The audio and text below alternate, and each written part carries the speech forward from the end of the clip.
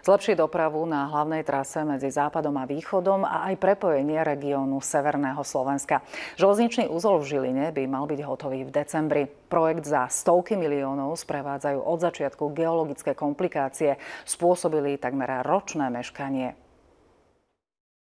Projekt Úzol Žilina zlepší kapacitu, bezpečnosť aj kvalitu železničnej dopravy, umožní vyššie rýchlosti vlakov a prinesie lepšie služby pre cestujúcich. K dnešnému dňu sme preinvestovali 330 miliónov eur a celkovo máme zazmluvnené 392 miliónov eur. Projekt je súčasťou modernizácie hlavného železničného koridoru z Bratislavy do Košíc. Stihli už vymeniť kilometre železničných tratí, postaviť nové mosty, podchody aj nadchody. Stavba je teraz ešte pod väčším drobnohľadom pre nastávajúce majstrovstvá Európy vo futbale hráčov do 21 rokov. Podchody sú vybavené kamerovým systémom, majú prispieť k bezpečnosti.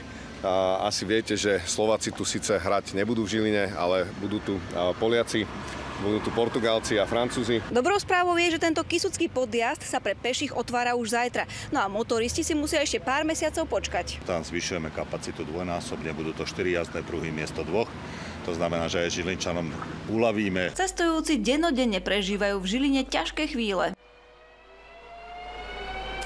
Mal som ísť autobusom, ale po strečnom sa kamiony zrazili, tak reku idem na vlak a dovidenia. Veľmi náročné. Čo je také najťažšie? Asi prejsť pod chodom by som povedala. A vchádza mi vlak do stanice.